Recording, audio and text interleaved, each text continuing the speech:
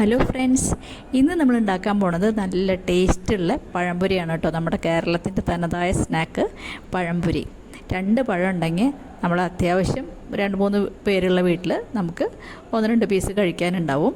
അപ്പോൾ നല്ല ചൂടോടെ, നല്ല ചൂട് ചായയോടെ കൂടെ ഈ മഴക്കാലത്ത് കഴിക്കാൻ പറ്റിയ സ്നാക്കാണ്. അപ്പോൾ നമുക്ക് അത് തയ്യാറാക്കാൻ വേണ്ടിയിട്ടുള്ള കൂട്ട് ആദ്യം തയ്യാറാക്കാം. ഞാനിവിടെ 2 കപ്പ് മൈദയാണ് എടുത്ത് വെച്ചേക്കണത്.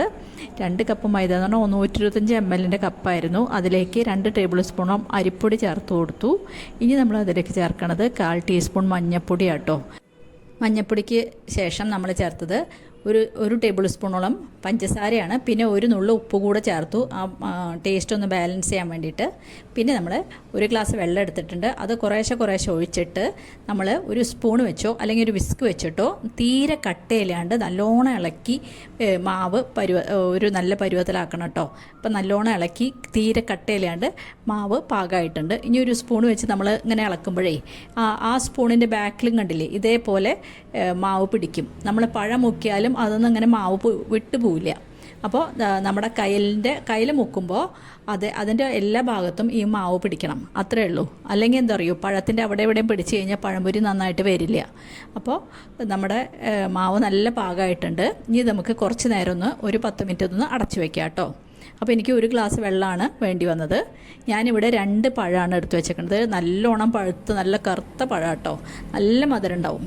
അപ്പോൾ അതുകൊണ്ട് ഞാൻ പഞ്ചസാര പാകത്തിനെ ചേർത്തുള്ളൂ. നിങ്ങൾക്ക് കുറച്ചും കൂടി മധുരം വേണമെങ്കിൽ ഒരു 1.5 ടേബിൾ സ്പൂൺ പഞ്ചസാര ചേർത്തോളൂ കേട്ടോ.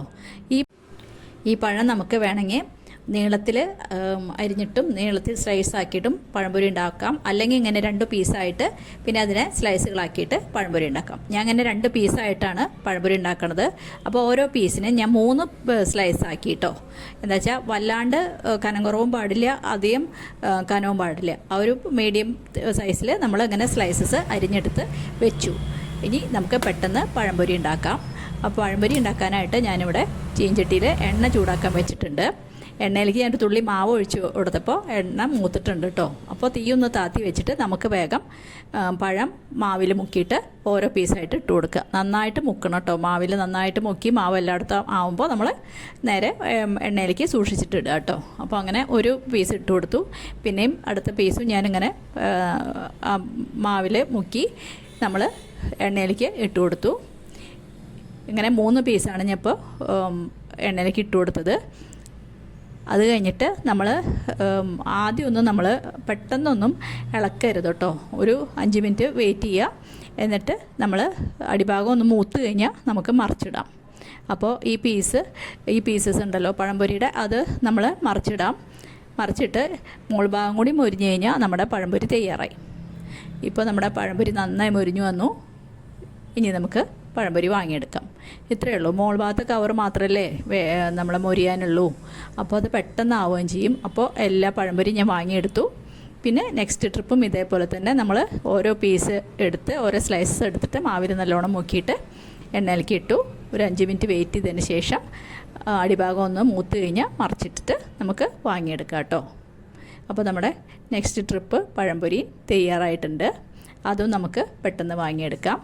ഇങ്ങനെ എല്ലാ പഴത്തിൻ്റെ പീസും ഞാൻ നന്നായിട്ട് പഴംപൊരി ഉണ്ടാക്കി കഴിഞ്ഞു കേട്ടോ. ഇതാ നല്ല ടേസ്റ്റുള്ള സൂപ്പർ പഴംപൊരിയായി. നല്ല ചൂടുള്ള ചായയുടെ കൂടെ നല്ല സ്വാദാണ്. അപ്പോൾ എല്ലാവരും ഉണ്ടാക്കി നോക്കി അഭിപ്രായം പറയണം. ആരെങ്കിലും എൻ്റെ ചാനൽ ആദ്യമായിട്ട് കാണുന്നുണ്ടെങ്കിൽ ഒന്ന് സബ്സ്ക്രൈബ് ചെയ്ത് സപ്പോർട്ട് ചെയ്യാൻ മറക്കരുത് കേട്ടോ. സബ്സ്ക്രൈബ് ചെയ്യുമ്പോൾ കാണുന്ന ബെല്ലൈക്കൺ കൂടി അമർത്തണം കേട്ടോ.